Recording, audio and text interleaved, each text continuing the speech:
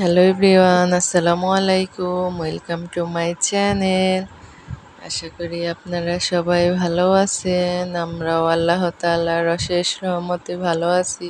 এই যে টুকটাক সংসারের জন্য কিছু কেনাকাটা করেছি, তাই আপনাদের সাথে একটু শেয়ার করলাম। আসলে কোথাও গেলেই শুধু সাংসারিক জিনিসপত্রগুলাই কিনতে মন চায়। এই যে এখানে 2টা বাটি নিয়েছি, বাটিগুলো মাশাআল্লাহ অনেক সুন্দর। আর এই যে কিউট একটা জিনিস নিয়েছি, মাশাআল্লাহ দেখেই পছন্দ হয়ে গেছে। কিন্তু আমি অন্য কালার খুঁজছিলাম, কিন্তু অন্য কালার ছিল না, তাই ব্ল্যাকটাই নিয়েছিলাম। ব্ল্যাকটা মোটামুটি ভালোই লাগছে। বাকি আমি আরো 2টা নিতে চেয়েছিলাম, কিন্তু একটার ভিতর ডিফেক্ট ছিল, তাই আর আনিনি। 2টা নিয়ে এসেছি। এই যে বাইরে যেহেতু ছিল গুলা রাস্তার ধারে দোকান, ধুলোবাড়িতে ভরা, ওগুলো ভালো করে পরিষ্কার করতে হবে। এই যে 2টা স্যুপ খাওয়ার জন্য স্পুন নিয়েছি, আর কতগুলো কাচের জার নিয়েছি। মাশাআল্লাহ কাচের জারগুলো অনেক কিউট লেগেছে। আর কাচের জার দেখলে ও মাথা ঠিক থাকে না, যতই নেই ততই শুধু লাগে। এই যে এখানে আমি অনেকগুলো জার নিয়েছি। এখানে মোট 3 ডিজাইনের নিয়েছি।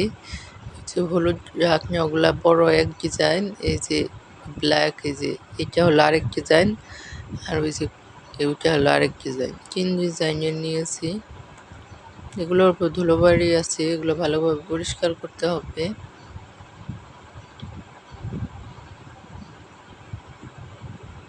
আর যে বাতাসে ধুলোবালি সব উড়ে যায়।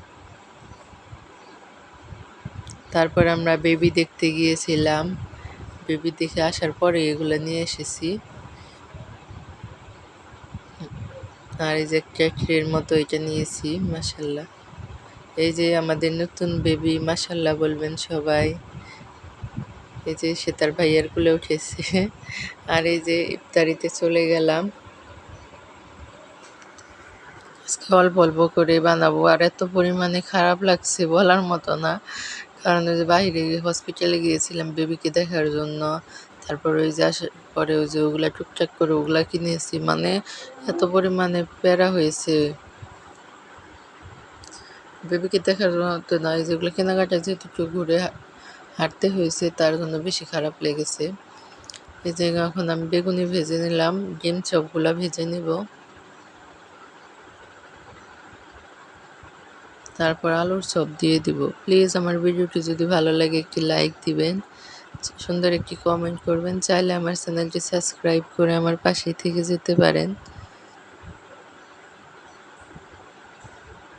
আর আমরা যেহেতু নতুন ইউটিউবার, আমাদের মধ্যে ভুল ত্রুটি অনেক কিছুই হয়, প্লিজ ক্ষমা সুন্দর দৃষ্টিতে দেখবেন।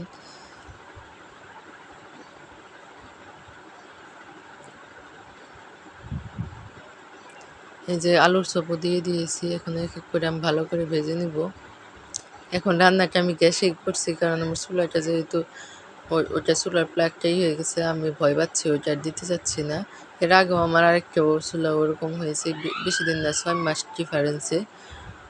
এই যে এরকম 2টা চুলাই হয়ে গেল।